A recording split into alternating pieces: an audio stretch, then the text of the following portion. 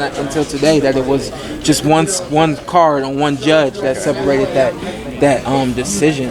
I really did. I thought that the fight was a little bit more lopsided, especially comparing my fight with Keith, and I saw a lot of holes in what Danny does. I saw a lot of holes. Do you ever prepare for a specific fight? I know Danny said he doesn't. I imagine the training camp for Keith was like the toughest training camp preparing, for somebody at that time, at the peak of his career. Yeah. I'm surprised. A little different, or? Yeah, I'm surprised. I don't know too many fighters out there that don't prepare for a specific fighter or for a specific night. I would prepare differently if I was going to fight in England, because I know that there's going to be 30,000 people there. I'm going to have some music cranked up. I'm going to have, a whole bunch of loud noise cranked up in my gym. Like, that's just based on the atmosphere, So yeah, that's just based on the atmosphere. You got to get ready for what you're getting ready for, So I'm surprised to hear him say he doesn't fight or train for a specific fighter. When I trained for Keith, I trained specifically for Keith. Thought about only Keith and imagined only Keith. What he would move, how he would move, and what he would do. And I think that makes you even more prepared for what the fighter has. So the same thing with Danny Garcia. I'm gonna watch him in Brandon Rios' last fight. I'm gonna watch him in Keith Thurman. I'm gonna watch him in a few other fights just to see what he can handle, what he can do, what he likes to do, so on and so forth. What kind of holes did you see, Shawn? You said you saw holes. Yeah, I spoke on it up there. I saw him doing a robot, and I've seen it twice now. That's his favorite move. That's his. Which move are you referring to? When he tries to step forward and punch, it's just robotic, it's real. It's stiff, and it's like the coordination is not there. And especially when you're in the ring, you need some coordination. So I saw the holes of him not being able to move and punch, not being able to cut off the ring against Keith Thurman, and a lot the same. I saw when Lamont Peterson moved around for about 6 rounds and then started coming at him. It was like he couldn't handle the movement, but then he couldn't handle Lamont coming after him. Now I understand what happens there. You finally 6th round, you finally adjust to what somebody's doing, and then they make another adjustment. That's boxing. You gotta be able to adjust. So that's what I'm looking forward to, mixing it up. Is there anything he does that you may have to concern yourself with? Definitely. I think he's an excellent counter puncher. I think we're gonna keep him off balance. I'm not gonna tell you how, but I expect to keep him off balance and not allow him to get into any type of rhythm. So if I'm Danny Garcia, I'm thinking, all right, the only time Shawn Porter was ever knocked down was from an Adrian Broner left hook. Left hook is my specialty. Like, what's your answer to Danny Garcia's left hook, or the no-look left hook that he's made famous? Hey, 12th round. Got relaxed, got comfortable, and I shouldn't have did that. And I did not listen to my corner. My corner said go after Adrian Broner, and I decided to try to take the round off. I got put down, and it was like, whoa, what? Got up and then went right back after him. So that round could have easily been 9-9. But I think you talk about Danny Garcia having a great left hook. We said the same thing about myself and Keith Thurman, and I think I landed more hooks than Keith. So he can try to trade hooks if he wants to, or he can just rely on one punch. If you're looking for one punch all night, it's not gonna be there. It's not gonna be there. You guys are both also. There was a video with Paulie Malignaggi saying, his best chins, and he gave that to you. Danny Garcia is also known for having one of the best chins in boxing. Overall, right there with guys like Triple G and stuff. How will the chin stand up when you guys, meet in the middle and really have that classic, blow for blow match, and just, see whose chin can hold up to whose? No, I'm not expecting that. That's what he wants. That's what he seems to be campaigning for. Yeah, but that's what you can campaign for. But we call it being responsible on defense. So we know when we let our hands go, we know something's coming back. It's a part of boxing, A and B, and then goes C, D, E, F, and the whole alphabet. So if I see you in the center of the ring, I'm gonna hit you. But damn sure this is boxing. I'm not trying to get hit. If by chance it does happen, it's happened to me before. I've been hit. You got to keep going. Got to weather those storms. Got to make it happen. feel like you've gotten the reputation of like the brawler and the pressure fighter, but once upon a time you were kind of swift and like more boxing and showing off your speed and stuff. Yeah. Is that kind of, it seems like you're alluding to that's going to be the version of you that gets in the ring that night, the one that's going to outbox Danny Garcia? We will see. We will see. And you know, it was probably a blessing to be in the ring with Adrian Granados, my last fight. You know, because I had an opportunity to move a little bit more and box a little bit more. And so I think if anything, you guys have seen me do it all, and it's just a matter of what's going to be the most tactical thing to do against Danny Garcia, and you know, we'll take it one round at a time. Shawn, do you feel like Danny's going to trade with you in the middle of the ring, or you feel like he's going to kind of avoid you and move on? I feel like, you know, you talk about trading, but I don't think it's gonna be punch. I expect him to be more trying to counter punch me. You know, I expect it to be, you know, my 2 punches and when my second one's coming back, he's trying to come back. You know, I don't expect it to be us going back and forth like that. You know, so I do expect to, you know, do some things to offset his counter punching abilities, which I personally feel like is his best attribute, and leave it all in the ring. Now you took Keith's best shot, and Danny says he's more powerful than you. Do you feel like you know, he really has that power, or it's a psychological thing? I think it's psychological. I think you know, I'm sure he believes in his strength and in his power, but you know, you talk about me being in the ring with arguably the hardest hitter till 2017 when he stopped fighting, and Keith Thurman, and I took, you know, the best of the best from him. So at that point, it really does. You have to question, you know, are you as strong as Keith Thurman? You know, or are you just, you know, talking yourself up to you know, believe that? But trust and believe.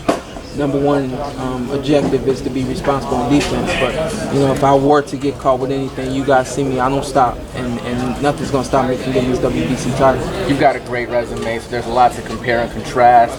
If you know, speaking objectively, I know you're fighting him now; he's your opponent. But where would you rank him with the Cal Brooks and Keith Thurman? You know, at their peaks. Even, you know, speaking objectively, it does not matter that he's my opponent right now. I would say, you know, if we rate the top 5, I would say he's near the back of that 5, opposed to, you know, being closer to the front. So is Keith Thurman and Cal Brook above him? Yes, sir. Okay, so he's more in the Adrian Broner area for you, or? He's above Adrian. Okay, all right. Did you put Adrian in the top 5? No, I mean, I imagine, yeah, definitely one of your top 5 opponents. No? No. Oh, my top 5. I thought you meant like just. Oh no, not in general. Oh, no, okay, yeah. No. I would say, yeah, he's still, you know, I would say Danny could be right there around. He's 2 or 3. Okay. He's 2 or 3. Shawn, I just wanted to get your opinion on the Pacquiao fight a couple weeks ago. Haven't talked Missed since it. then. Did you? Yeah, heck yeah. When I was turning to ESPN, somebody's like, "No, you got to download the app." I swear to God, I looked at my phone. I was like, "I'm not doing that." And you know, I haven't been able to watch it since. I heard all about it. You know, kept up on that part of it, but I haven't actually seen any of the highlights yet. Gotcha. But I do know he's back in the picture. Right. Yeah, he's back in the picture. So on a little bit of a shift, how about Mikey Garcia and Errol Spence? The whole week, that's all we've been hearing about. You know, how does your boxing mind break that fight up? When I heard it, I was kind of like, wow, you know. It all depends on the athlete at the end of the day. You do have guys who will move up to another weight class and they want to test the waters. If you are me, and I'm assuming that Mikey Garcia is a lot like me, he really believes in himself and he's very confident in himself and his abilities. I move up, I'm looking to fight a champion. I'm looking to gain some recognition right away in that division. And I think maybe more than anything, that's what he's doing. He really believes in himself and his abilities, and that could be why he's said he wants to fight. It reminds me of, I think there's some interviews back in the day where you said you potentially would fight Canelo, if you know, at a higher weight. Yeah, it's the yeah. same thing. So you're one of those champions. Yeah, you know, those exact are some same old thing. interviews Yeah. It's the exact same thing. You know what? We why would he move up and take a step down? You know. But last question about this. So, is it a lose-lose for Errol? Because, you know, if he doesn't look great, it's against the guy 12 pounds lighter. If he wins, it's against the guy 12 pounds lighter. I don't think so. At the end of the day, something's got to give. At the end of the day, excuse me, Mikey Garcia is a champion, has been a champion for a number of years now. So, excuse me, at the end of the day, him moving up means that he wants to fight the best. It's not Errol's fault if he's not ready for Errol. Errol has to get ready and do what he has to do. And, you know, and the rest could be talked about afterwards, you know. Where does Terrence Crawford fit into all of this welterweight mix-up?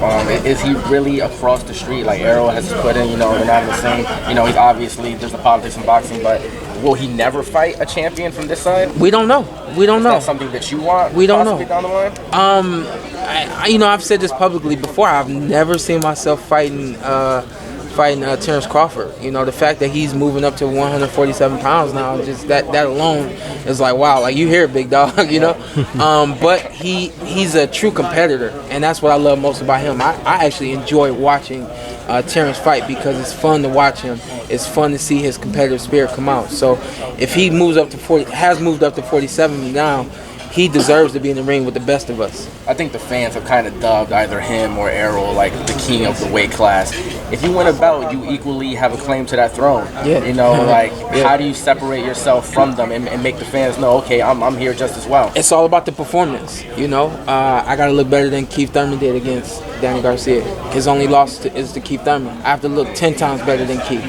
I look 10 times better than Keith. I win this title, and now you're really questioning, can these guys beat Shawn Porter? You know, so that's it. It's all about the performance. Shawn, I know you've been kind of frustrated with What's up, the Shawn? process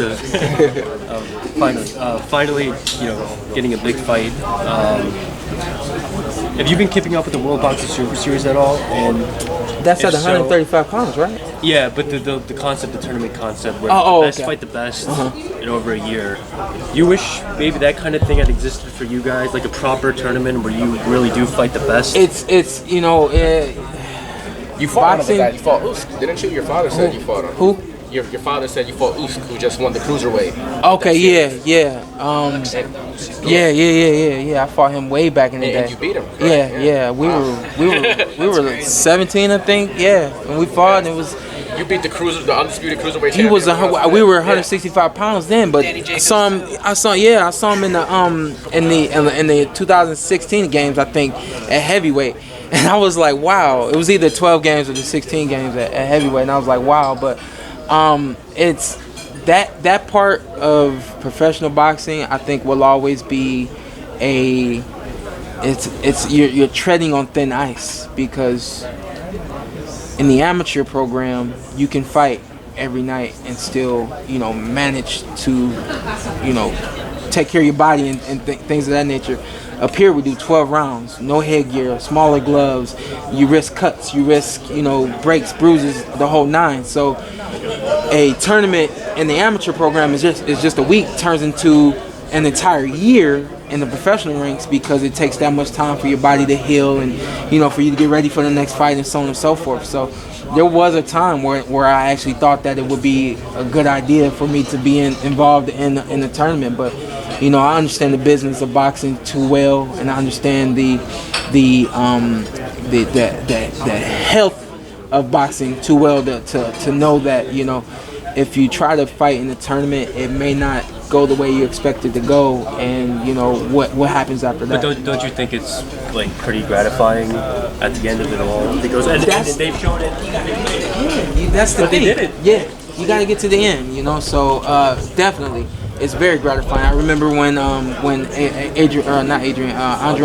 Ward did it, and how proud I was to see him do what he did, and he made it through the whole thing healthy, waiting on other guys to schedule fights and so on and so forth. And you know, that really catapulted his career to the next level. You know, before that, he was kind of always, you know, everyone was questioning what he had. After that, he knew exactly what he had. You know, so yeah, there's definitely benefits in a professional tournament.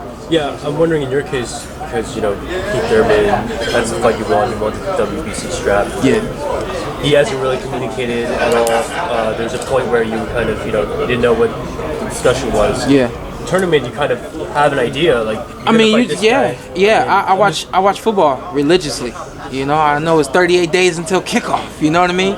And that's my favorite part about football. You know who's next. You know who's coming the week after that. You know, with boxing, it's bittersweet because you never know who you're gonna get after this. You know, so I've been told it's gonna be Errol Spence, but you know, at this point I don't even know. You know, so my number one objective is to win that title. How do you feel about Errol after the Mikey fight? He kind of took it with a grain of salt when they told him that you had eyes on him next, etc. He said, you know, that before in the past you guys have always been scared to mention him, quote unquote, etc. You know, how do you feel about his response to? Until you have a fight lined up. I just remember being there. You know, I remember being that guy before I even had the IBF title, saying guys that I wanted to fight, and you know, no one ever mentioning me or wanting to fight me. You know, because I was that young dog. You know, so he is in that position now, you know, or was in that position just before he grabbed his IBF title. You know, he was the guy saying, I want to fight you, then I want to fight you, then I want to fight you. Well, now you got the title, and now you waiting on everybody else to come after you, you know. So, you know, I heard it 2 nights ago on Saturday that, you know, he was promised the winner of myself and Danny Garcia. To me, that's a beautiful thing because now I know who I'm fighting next, you know? So that's the best part about it is, you know, there's no waiting game. And yet still in the welterweight division, it's so hot right now that, you know, you're always waiting for something that's going to be greater than what you just did. So they're saying Errol. I heard that. I heard that from one of you, not you guys, but you know, one of the guys. You know, I was told that was something that he said. Is you not so much set on Keith? I mean, there was a time where you're saying, I want Keith, I want that belt. I'm not set on Keith. I'm not set on Keith for the express purpose that, you know, a lot like the question you asked with Mikey Garcia fighting Errol Spence. If Errol Spence wins, is it like a double-edged sword? You know, does he get, you know, praise for beating Mikey, or is Mikey too little, and so on and so forth? The same with Keith Thurman fighting me. You know, Keith has not fought since 2017, and you know, for him to have his first fight back against me after a long layoff, after 2 injuries now, so on and so forth. You know, it's like, we expected you to win, Shawn. You know, he's been gone, you know. So I'm not sold on that right now. I think that, you know, he deserves to have a fight back. I think we deserve to see him have a fight back so that we know he's who we expect him to be. What do you think about the fight next week between Dre and Devin? That's this week, right? Yeah, this week, I'm sorry. I think, I think that one's gonna be edged out by Alexander. I think Devin's a little bit more fresher at this point in his career than Andre Berto. I think Andre Berto's been in some wars. I think that has taken its toll, and I think that, you know, if he's not catching you in the first couple rounds, it's only a matter of time before he starts to, you know, go downhill. Do you see Keith coming back and fighting the winner of that? I think that would be good for him. I think that would be good for him. I think those guys are good boxers. I think that those guys obviously have a resume to fight Keith Thurman, and I think that those guys. I'm not saying that those guys aren't dangerous fights for him, but I think that they don't have the power that I have, that Errol Spence has. You know, they don't have the ferocious spirit that we've never seen those guys have that. You know, and I think, you know, keep coming back. He needs to fight somebody that's not gonna come in there, you know, from the jump and try to take his head off like I would. And he needs somebody that he can get in the ring with and be able to think and you know, feel good again. Shawn, I know. Don't mind me bouncing a question off of what Andy asked you. What do you say to people that speculate that you don't have the same energy, and this is just a hard question, you don't have the same energy calling out Spence versus like some of these other guys. You've flown to Danny Garcia's fights, and you know, you've always been open about over the years calling these guys out. Why not call out Spence the way? The answer to that is, to me, is very simple, and if you don't appreciate it, then you don't appreciate it. When I was going for my IBF title and this guy moved up to welterweight, he was the guy. You know, that was 3 years ago, almost 4. At that point, Errol Spence was, you know, just coming into the fight game, the professional fight game. So at this point, I'm still trying to take care of the business that I've set forth for myself. And up to 3 or 4 years ago, it was not Errol Spence. So simple as that. But like I said before, we get the WBC, sky's the limit. No problem. There's also a chance here. I mean, we're talking about Spence saying he wants the winner of you and Danny, but there's also, a chance that because it's slated for December supposedly, Spence and Mikey wins that fight, then that could be you and Mikey. Yeah, whoa. Honestly, I mean, so it could be Mikey fighting. Yeah, he wins that fight. Whoa. I think he would have. Is that something you've ever imagined in your mind? You and Mikey? Heck no. Okay. Heck no. No, I never imagined that. That's something you got to start imagining. No, not until he beats Errol. I really do. I think that he's biting off a lot to chew. And getting in the ring with Errol Spence. I think he wins that fight. He does something that is just marvelous and spectacular and special. I think he wins that fight, and I have to really pay attention to what he did and get ready for him. So you don't think if he gives a competitive going that he sticks around 147? I don't know. Okay. I don't know. Especially if he's competitive. If the fight's close, if the fight is entertaining and as great as we expect it to be, there's no telling what he would do. Shawn, I always see. You'll fight again. I handled this guy in one round. We'll look to do that. Shawn, I always see you ringside at the Barclays fights. A fight that I think in the last day or two was being talked about is Tyson Fury and Deontay Wilder. Oh, really? I tried to confirm it today, but I got this motion. So if that fight does happen, what are your thoughts on that as a boxing fan? Yeah, we saw a lot from Deontay Wilder in his last fight with Ortiz. We saw him give it, and we saw him take it for the first time. And then, yeah, man, good to see you. And we saw him give it back. Right. How special he was that night, Tyson Fury is someone who has literally grown up fighting, has literally grown up in this sport. This is his sport, boxing is his sport, So I think that that would be probably the most toughest boxing fight that Deontay has been in. The fight with him and Ortiz for me was so great because I could see what was going on. Deontay, his rhythm is based on fighting. Once you fight, he starts to let him go. He touches you, game over. And Ortiz is a southpaw. He you got to throw first, and then then he'll counter you, and then he'll make it happen. A lot like the other night, he set up that big left hand, but it was based off of the guy that he was fighting, the Romanian guy, throwing a punch. He was able to counter that guy with the hook and then land the left. So I saw that for like 2 rounds, and people started to boo a little bit. I'm like, just wait for it, and it happened. I think that the Tyson Fury fight is way different. I think Tyson's gonna come out and try to use his reach. I think it'll be a competitive fight from the outside, and I think that Deontay will be trying to gun for him with that right hand. Do you think that fight needs to marinate a little bit for the same reation that you and Keith Thurman wouldn't even be great as a next fight? It just marinated for me. So really, okay. There you go. It just marinated for me. Yeah, especially he's been talking about fighting Anthony Joshua for so long. Right. I don't even know the last time Tyson Fury fought. So yeah. I don't know, man. Sometimes you let it marinate too much. You got me in. that fight has never happened with me and Keith. The fight we had was an instant or Kell classic. Brook, that fight wouldn't even really be too interesting now. Yeah, that one too. So boxing, man, it's all about timing. For sure. 5 questions. Favorite food? Lasagna. Best vacation spot? My lady and I did Hawaii 2 years ago. That was the best. Last movie you saw? The last movie I saw 2. Huh?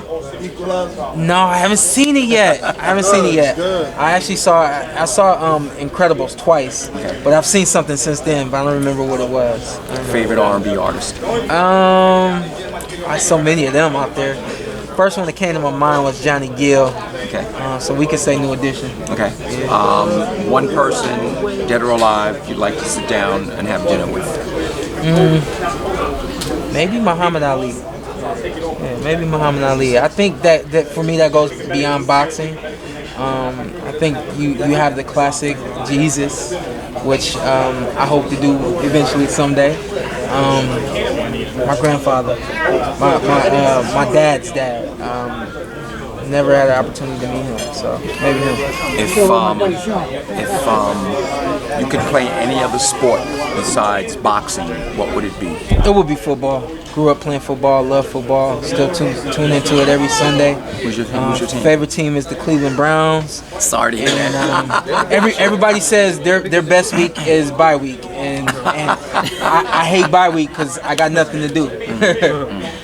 Excellent, man. Thank you. Thank you. Appreciate that. What's up? You got me already. No, man, never. I saw you out there eating, Frank. Yeah, they kicked you out. They kicked you out. Good to see you, Frank. Where you training? Yeah. Where you gonna train?